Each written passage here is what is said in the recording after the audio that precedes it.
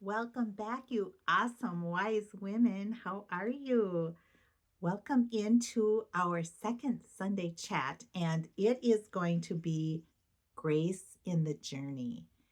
And so I'm so happy that you're here, and we're going to have a little introduction and then a little journal prompting and meditation, all the good things.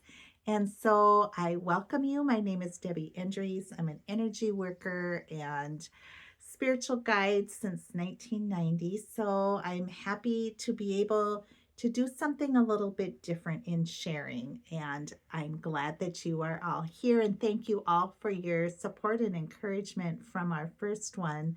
It was very affirming that I'm on the right track, and my angels already told me, but I'm a human being and it's nice to get affirmation. So thank you for that. So, as we're coming together this morning, afternoon, evening, I invite you to take a breath and not just to breathe, but to receive. That's what I want you to do in this little bit of time we're sharing together. Receive this moment, receive the peace that surrounds you, receive the grace that is always whispering, "You are doing better than you think." Okay. Life is not a straight path. It bends and it twists and it sometimes pauses in places we didn't expect. But within each step, there is growth. Within each detour, there is a gift. Think about that. Think on your life. See how true this is for you. Today, let us rest in the knowing that we are not here to be perfect. We are here to be real, to be kind, and to keep showing up with love and with courage and with grace. That's what we are here for, okay? And sometimes we pause before we show up again to refill ourselves, but then we keep showing up. Let your heart be light, let your spirit be tender, and know that you are deeply supported always. Okay, so that's what we're here today. And so we're just going to do a grounding meditation, and it's a brief one. So let's just take a moment here and settle into the stillness. Close your eyes and gently bring your awareness to your breath. Inhale slowly and exhale completely. Inhale slowly. Exhale completely. Feel your body begin to soften. With each breath, imagine roots growing from the soles of your feet, reaching deep into the earth.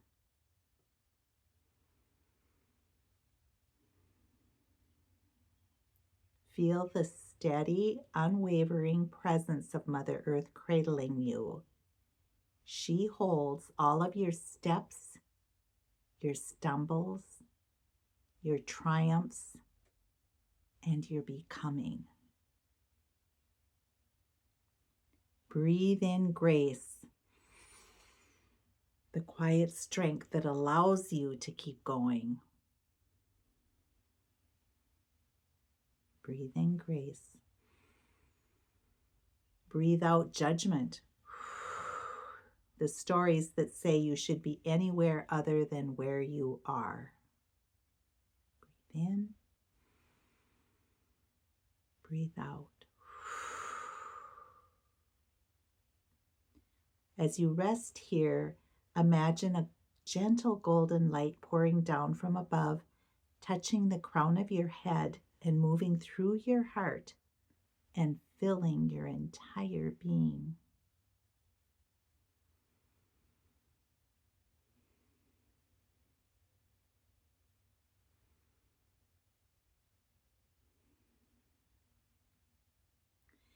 This is the grace that walks with you always. Allow it to hold you, guide you, and remind you, you are enough. You are becoming, and your journey is sacred.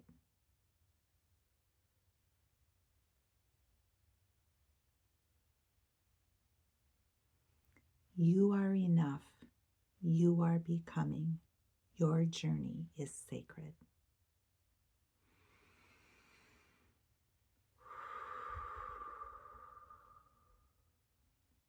When you're ready, slowly bring your awareness back and wiggle your fingers. Open your eyes and feel the grace that is still lingering around. Okay. All right. Thank you. All right. Our affirmation, because we will always have an affirmation with the Sunday chats. And if you're journaling, and I encourage that, the affirmation for Sunday is, and this coming week is, I walk my path with grace, trusting the unfolding of my journey. I walk my path with grace, trusting the unfolding of my journey. Let the words settle into your bones. And honestly, we can all say that the unfolding of our journey is not always an easy one. It isn't, because life is real and life is hard. There's tough things that are going on sometimes, and we are witness to that. We live in it and through it and become more of who we are. And so we have to trust the sacred journey that we're on. And so when you're journaling, or when we're just sitting here having this conversation, I have a couple of journal prompts or questions for you. All right. The first one is, where in my life can I soften into grace instead of striving or pushing? When can you soften into grace instead of striving or pushing? I think it's our tendency to strive and push forward and conquer and get it done. And I think that that's a lot of our male energy within us, the yin and the yang. The male energy is the doing, doing, doing, and the yin, the feminine energy, is allowing to receive and asking for help and being softer and gentler and filling ourselves and nurturing ourselves. So we have that striving and that, just moving forward. But when can you soften into grace instead of the pushing? Because if things are unfolding, if we just soften into grace, we can kind of float through it and it's not as hard. Okay? So that's a question for you to think about and write about. And write freely with curiosity and compassion for yourself. Okay? We can be so hard on ourselves, and let's not. We're wise women. We can be gentle. We can be strong and courageous, but we can also be kind and nurturing and gentle. Okay, our second question is, how has my journey with all of its twists and turns shaped me into the woman I am becoming? Okay. What experiences have you had with all the highs and the lows shaped you into the person, the beautiful, wise woman you are becoming? And now I'll share a little story about my crazy life and twists and turns. It has helped to shape me. And it's kind of a takeoff from last week. And back in the day, when I was going through divorce, and then after the divorce, I was director of religious education at a Catholic church. Very, very Catholic, I just did all the things. And I was to the point where what God was prompting me and what my path was with the Catholic Church, they weren't meshing together. And it caused me a lot of conflict, because it was like I was trying to make everything work and stepping back from what I feel God was really prompting me to do. But I mean, there was just conflict within me and conflict on the outside. And I mean, I had even gone through an annulment and just wanted to be in a state of grace and all the things that the Catholic Church has us do to be the best person that we can. And I got done with that. And in the mid and all the things with the divorce and judgments and things that I was experiencing, um, it was like, this is BS. I'm done. I'm done with all of this. And I was going into massage and learning and learning more about energy centers and chakras. And that's like not a word that you want to use. I was hearing more about Reiki and healing energy and universal life energy, and Catholic means universal. So you'd think that they would just mesh so beautifully, but no, that isn't the case. But truly it is. So, in all of that time and stepping back, I was stepping back from judgment from my church and, the perceived judgment of God and how I wasn't being the good, holy Christian person that I was supposed to be. It was a deliberate choice to step back from the Catholic Church and deliberate choice to do what I felt God was prompting me to do in more of my healing energy work and building my business. And I also went to the Universal Life Church and got the ministry certification so that I could legally perform weddings or officiate at weddings. And I decided after a number of years to go to see a Catholic priest. I just had a bee in my bonnet and just unload, just dump all this stuff that I was feeling. And I was also feeling judgment from people who didn't like the word chakras and didn't like the words Reiki. And I was doing meditations and getting into yoga and all the things. My poor mother, she prayed a rosary for me. I was on her rosary beads every day from that point when I stepped back until she died. Um, just struggling with my abandonment of what her truth was for her, which was so hard. Anyway, I went to see this priest that I had gone and done many silence retreats in the past, and he was completely out of town. And I just went and I just dumped everything on him and all the things I was feeling and all the things that I was doing and how I felt God was prompting me to do all of this stuff. And I had to honor that path because at the end of my days and the end of my life, I want to be able to feel true to who I am and who I was becoming. And he listened and listened. And I had had a lot of judgment from local Catholic priests and not being in the state of grace and all the things. So I got done and he crossed his arms and he leaned into me on the desk and I crossed my arms and I leaned back and I just flushed a deep red.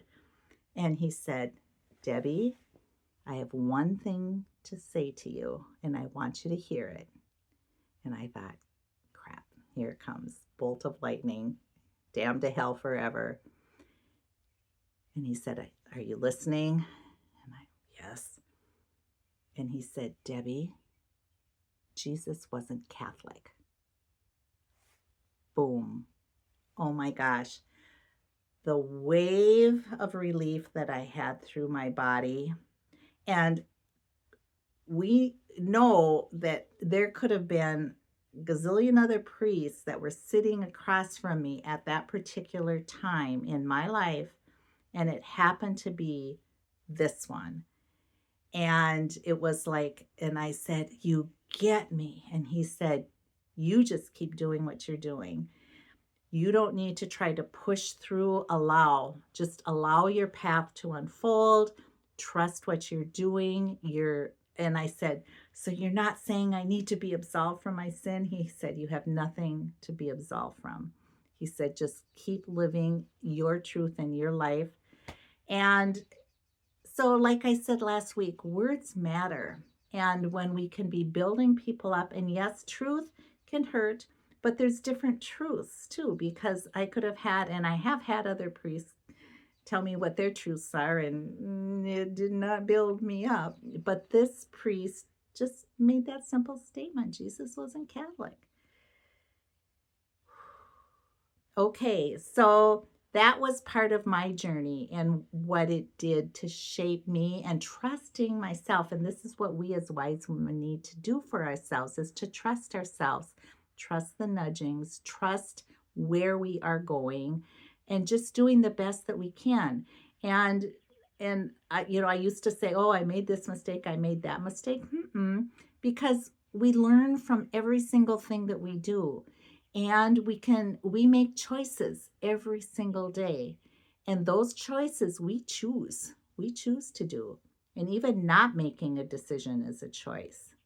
We choose. And so it's paying attention and just allowing grace to be entering and being aware and helping us to move forward with our day. Okay? All right. So I also have, if you want, I've got handouts with the questions on it and the affirmations on it. If you want to let me know, you can email me and I can send you one if you want. I have one for last week too, and I'll post my email address in this. Okay. So, Grace, you beautiful, wise, amazing women, let's let grace be with our days in the week ahead, and be present in the moments. And so I'm going to have a closing blessing. All right, here we go. May you walk your path with open hands and a tender heart. May grace find you in the quiet moments, in the mess and in the magic, in the lessons of letting go. Okay, may you know deep in your wise and beautiful soul that every step is meaningful and that you are never walking alone. Blessed be this journey. Blessed be you. And so it is. Thank you for being here and sharing this time. Have a wonderful week. And until then, next Sunday, have just really synchronistic, blessed moments in the time ahead. Remember how awesome you are. Bye for now.